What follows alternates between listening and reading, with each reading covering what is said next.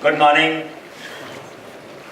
The exciting start to the Festival of Innovation yesterday at the hands of the Honorable President has charged us all with a new sense of responsibility and also a spirit of commitment and devotion towards the cause of promoting creativity at all levels in our society. Honorable President mentioned yesterday that it is not enough to have innovations in any one segment or any one level of our society. In pursuance of that advice, Honeybee Network has been trying to fill different gaps in the ecosystem that we have for innovation. In the exhibition, you might have noticed that when it comes to pursue a goal, national goal, for example, sanitation, or Make in India, or self-reliant villages, then we have tried to mobilize the best ideas from wherever they were available. So while National Innovation Foundation remains committed to the informal sector and the children, and that mandate is very strict, and we are following that religiously, so that the focus on those who often cannot even reach out to the institutions can get attention and support from the innovation ecosystem of our country. Srishti, Society for Research and Initiatives for Sustainable Technologies and Institutions, was set up in 2003. In 1993, essentially in 1993 it was set up to give a backup support to the Honeybee Network. Honeybee Network, as I mentioned, I would like to repeat, is an informal network of volunteers. Volunteer students, volunteer farmers, artisans, mechanics, professors, company executives, policymakers, various people who believe that cross-pollination of idea is an essential requirement for a democratic, open, innovation society. Who believe that we must share back with the people whatever we learn from them.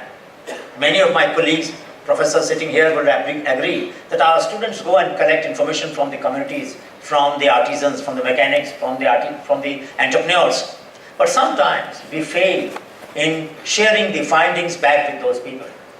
The genesis of Honeybee Network was in 25 years ago that we must not fail in our duty to share our findings in local language, in the language that people understand who gave this information to us, and in the manner that they can understand. So accountability of the formal sector toward the informal sector was the fundamental pivot which led to the evolution of Honeybee Network. The third point is, while we acknowledge the people, they should not remain anonymous. So we don't recognize only the students. Today we will not be recognizing only the students. We will also appreciate their mentors, their faculty advisors, and anybody else who has supported them. Similarly, when we recognized the grassroots innovation yesterday, you might have noticed that we also gave recognition to the scouts, the people who go out and search innovators in villages or in these urban slums. So we believe that the third principle of Honeybee Network is that nobody should remain anonymous. We should not become a rent seeker in our society. And fourth, very fundamental principle of network is that whatever value is added, if some company licenses this technology and wants to take it forward, then a reasonable share of the revenue must go back to the people whose knowledge made that surplus possible. It should not become an extractive system. It should not become an asymmetrical system in terms of power and influence that we have. We must share the benefits back to the people. It could be students, then the student must get a proper share. If it is farmers, then farmers must get a proper share. And these ethical principles will make our system more open and democratic and more congenial and more affectionate for the creative people of our society. We don't want to have the tensions that many times emerge in the academic system today. So Srishti was set up in 1993 to look at educational innovations, technological innovations, cultural creativity, and institutional innovations. I'm very happy to share with you, many of you don't know that in terms of educational innovation, the network has achieved some extraordinary milestones. One of my colleagues, Prof. has built a database called as teachersastransformers.org. Teachersastransformers.org. More than 12,000 examples of innovations by school teachers have been put there from all over the country to inspire the other school system, teaching system. Yesterday in the round table, one of the suggestions which was made, one of the recommendations which came out was that inspired teachers make all the difference to the quality of imagination, the nature of imagination that children, young people have, and the spirit of service to the society that they can have. I am very happy to share with you that Honorable President, whenever he visits various central universities or NITs or IITs or ISER, he makes it a point to meet the inspired teachers. Teachers who are inspired themselves, but who therefore are able to inspire students. And I'm happy that yesterday this point came, but one of the important caveat in that recommendation was that it should start from school level onwards. So that's the reason why we have paid attention to the innovations by the teachers, particularly primary and secondary school teachers. In cultural creativity, when we have Shodhyatras, every summer, every winter, we walk in different parts of the country. In summer, we go to the places which are hot. In winter, we go to the places which are cold. I'm very happy that today we have Mr. Shering and his team from Zungur district of North Sikkim, where we had our 34th Shodhyatra. So for 17 years, Shodhyatras have been going. We have walked more than 5,000 kilometers in different parts of the country. And these walks essentially are a way of connecting to the ground to find the creativity at the grassroots level. Children, students, farmers. We also take blessings of centenarian people. That means our dadas and dadis who have lived for 100 years, we go and seek their blessings in our Shodhyatra, because you know that in our country we have a culture of saying live for 100 years when we bless somebody. But when somebody actually lives for 100 years, we don't care. We want to correct that bias. We believe that anybody who lives for 100 years, हमारे यहाँ बोलते हैं उनको देवतुल्य, that means they are almost saintly in their life, because not everybody can have a privilege of living for 100 years. So we go and seek their blessings. What we are trying to say is we are connecting the roots of creativity embodied in those lives which have sustained themselves in a sustainable manner, in an exemplary manner for 100 years. That is a symbolic way of saying that, look, if we do things right, if we do things properly, if we remain connected to nature, both within and outside, then there is no reason why people will not live long. And we want everybody to live long. Everybody sitting here should live for 100 years, if it's possible. That's what we will wish you all. But that is only possible when we learn from the lives of those who live for 100 years. So Shodhyatras are a mechanism where we learn about traditional foods, nutrition, the children ideas, the ideas of the biodiversity conservation, how do we organize biodiversity completion in different villages, and of course we share what we have learned from other villages. We take our posters, we have a wild exhibition, and this is the way we are trying to sow the seeds of creativity and innovation in every single village where we can walk. So this is what Srishti has been doing. In 2009, a student came to me and said, "Sir, I want to invite you for a lecture." He was a student of SP and IT student. Dr. Pore is not here with us, but the principal of that college, that institute, is a very great supporter of what we do. So he said that, "Look, Professor, I want to invite you." I said, "I will not come. I'm a Shylock. I want my fees." So he said, "What is the fees?" I said, "My fees is put 5,000 engineering projects together." He said, "Why?" "Because I don't want any student to do what has been done before. We want originality to be at premium in our society. If you have to have originality, then students should know what others have done. But there are no databases of this kind. If you want to find out the projects of MIT and Stanford at one place, you can't find them. Isn't it true, Shri? But in our country, thanks to that initiative, and you will meet that boy today, so he did that 5,000. So I had to go and give a lecture there. Then he said, "What next?" So I said, 10,000. Then he said, "What next?" 20,000. And soon it was having about 100,000 projects. Today I am very happy to report that techpedia.srishti.org has a database of 200,000 engineering projects done by 650,000 students of our country. Where my Mahanta, please stand for a minute. Let us give a big handshake. He's a very young, very motivated maverick, very difficult to control. Impossible to control. He will do. Vipin was telling me just now, "Sir, you cannot take him." I said, "All right, so then we will live with it as it is."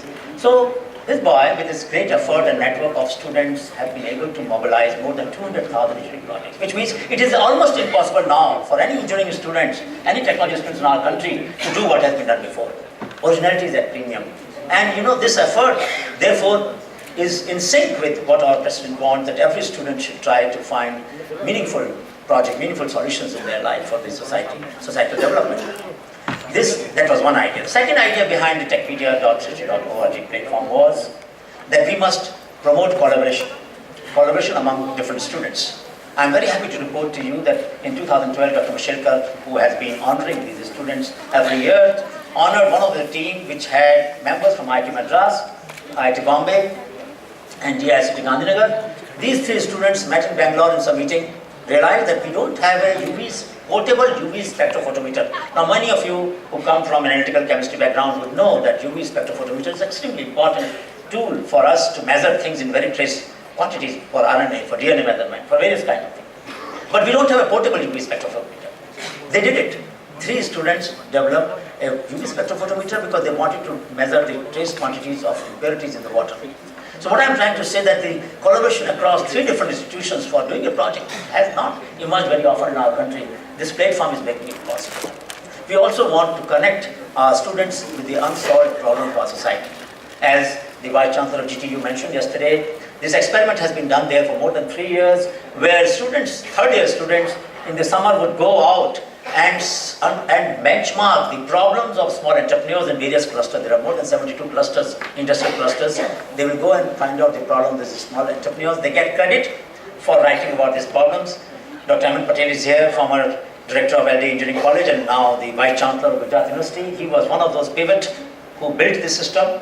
And then they get credit, and then finally if they take up a project, they get additional credit. If they work in two terms, then they get credit twice for working on that project. Large number of entrepreneurs have solved their problem through the R&D done by the students. They can't afford a professor from IIT or NIT or IIM, many of them, because they are small entrepreneurs. Who will solve their problems? How will we improve productivity? And if we don't improve productivity, how will we generate jobs? So it's very important that we build this linkage.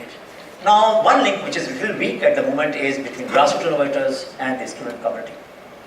I will appeal to all the faculty members present here to consider how we can create this linkage between the student community and the grassroots innovators so that these innovations that you saw in the exhibition yesterday and you will see again today don't remain where they are further valorized, and the students and their faculty guides can play a very important role in this process. We also want these students to respond to what is generally called as challenge awards.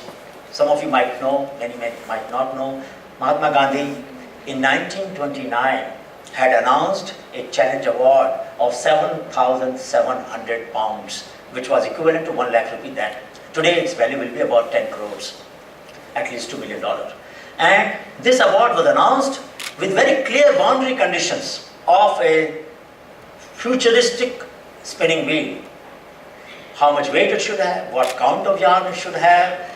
It should not cause drudgery to men and women who use it for 8 hours. It should be easy to move, the weight should be less. All these, it should be easy to repair. All these conditions he had specified in the challenge announcement. Ambar Charkha, that you know, many of you know, was an outcome of that process. We have not had many such awards, but I am very happy today we will witness outstanding awards being announced and given by BIREC. I had a small role to play when BIREC was set up, Biotechnology Industry Research Assistance Council, which is a part of the Department of Biotechnology. I'm extremely happy that Dr. Vijay Raghavan, the Secretary of DPT, is with us. I welcome him most heartily. Dr. R.A. Mashelkar, the chairperson of the NIF Foundation, the president of our advisory committee in Srishti, and a mentor for all of us who believe that this country can make a difference by relying on indigenous imagination and innovation of the common people, as well as the students and scholars and scientists and at all levels, including policymakers.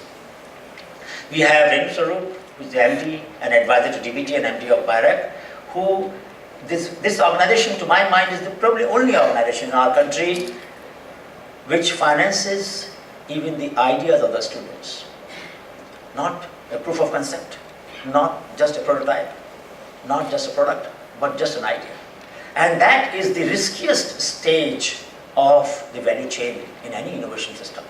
And to be able to invest in those ideas at a stage when they just have to convince a few members of the jury that yes, I think I can do it. For many cases, they may not be able to do it. So risk of failure is very high. But to invest in such ideas at an early stage means that these kids, these young people, probably will not then necessarily go abroad and look for career there. They might become entrepreneurs, and I'm sure Dr. Raghavan and Renu will tell us what has been the situation in terms of converting these ideas into enterprises. I'm sure that this will be a story that we all want to hear. So this platform today brings some of the best ideas together. We also have to welcome the Swamis of the Hariom Ashram. You know that some of the most coveted awards for the scientists are given by the Hariom Ashram. PRM in Ahmedabad gives every year awards to the scientists. We are very privileged to today commemorate 5 awards that will be given, sponsored by the Hariom Ashram, in the name of Dr. A.K.N. Reddy. Some of you might have heard Amulya Kumar and Reddy, very emeritus professor at the time he was at Indian Institute of Sciences, who set up Astra at Indian Institute of Sciences, a doyen of energy research in our country, and a father figure who connected the science and technology to society. I remember a project in Ungra where he wanted sisal processing unit to be set up using the technology developed by Indian Institute of Science, Bangalore. And he wanted the workers to have equity in this value-adding enterprise and the scientists to work under the leadership of the workers so that they can get returns, they can learn how to accept the leadership of common people. That was a very, very far-seeking, foresightful imagination way back in the 80s, which is when I came in contact with his ideas. So we are very proud and privileged to have the opportunity to commemorate his memory in the form of Hariom Ashram awards in the name of Dr. A.K. Reddy. We are also privileged today to be able to give such a Samman. Every year we can recognize unsung heroes of our society who bring about some change, who bring about some service to society, somebody who plants millions or thousands of trees. There was a driver in Madurai, a road transport corporation driver, and he will keep some seedlings grown in his farm in the bus. Randomly he will pick up a passenger and hand over a gift of a seedling to that passenger and say, please go and grow it in your garden. And that's the way he introduced tree plantation habit among the commuters in the bus. Now you don't expect bus drivers to do this, but there are people of this kind all over the country. The teachers who have done outstanding work. There was a teacher who wanted the children to come to school. As you know, we have had the problem of enrollment in many parts of the country. So he took the date of birth and death from the village register. There is a village register in every village which keeps the record of birth and death of the village. So he took the dates of birth of all the children born in the last 5 years. At that time, postcard costed 10 paisa. So 30 rupees gave him 300 postcards. There were 300 children born. He sent a postcard on everybody's birthday to the children. So parents of the children will come and ask him, sir, you have sent this card, what is it for? Because they were illiterate, many of them. He said, I delivered the card, I'm waiting for a child after 2 years, I'm waiting for a child after 4 years, I'm waiting for a child after 6 months. They said, you're reminding us so much in advance? Yeah, because you forget. And with 30 rupees, he solved the problem of enrollment. With 30 rupees. So there are people of that kind in every walk of our life. We are so proud to be associated with such people. Today, some such people will be recognized in such a Samman, so that we don't give any money to them, but just an honor, just a claim, so that this spirit of service to the society, to the nature, to the communities grows in our society. That is what we're trying to do. Sow the seeds of creativity, compassion, and collaboration, so that our society becomes much more inclusive, much more innovative, and much more imaginative to produce knowledge and innovation public goods, if possible, for use by the people around the world. As I said yesterday, and I want to repeat, one of the dreams that we have in Honeybee Network is that India should become the largest provider of open source technological solutions to the world. Open source technological solutions to the world. That is this dream that we have. We already have the largest number of people's knowledge available on the net, half of it at least in the 4 languages, Tamil, Gujarati, Hindi and English. Remaining in English at the moment because we don't have resources to translate in different languages, but our dream is that this knowledge of more than 12,000 experiences of common people must be available to everybody in the world to benefit from them so that they can generate affordable and sustainable solutions. So I will not take more time. Thank you so much for coming here, for joining us. I have a special word of welcome for all the faculty members who have mentored the students who are going to be recognized today. It is your encouragement, it is your spirit of sustaining their ideas, it is your tolerance of their mistakes and sometimes your behavior in the labs and the workshops that has helped them to reach here. Please keep your affection intact for them. Please encourage them. Please sustain the spirit of the students who sometimes don't come up to your expectation. But even then, as a teacher, our job is to sustain the spirit of these kids, these students, so that they believe they can learn that this country cares for their ideas, and we all want their ideas to grow, and we want most of them, if possible, to become entrepreneurs so that they can generate jobs. They don't, as Professor Yunus mentioned yesterday, that we don't want to have job seekers, we want job providers. And I'm very happy that more and more young people, I'm sure, will become entrepreneurs in due course. As you know, some of the Gyti winners of last year are included in the Scholar in Residence, Innovation Scholar in Residence program. Yesterday their residency has begun. They are staying in the Peacock Guest House at Rashtrapati Bhavan, and they are being mentored by the Office of the President, along with the children of the school and informal sector farmers. This is a unique privilege that Office of the President of India has provided us. His blessings are with us, and this could only be possible because our President cares that such young people and such innovators must feel that this country cares for them. So with a sense of great gratitude to the Honorable President of India, who has made this possible, that we can recognize our young people in this hall, which is used for some of the most important ceremonial purposes and other cultural activities of this President's office. This is not a small privilege. I must tell you all, and you will all agree that this is a unique privilege that has been given to us. Let us come up to the expectation of our Honorable President and our society and do what we can for making our society more inclusive. Thank you so much.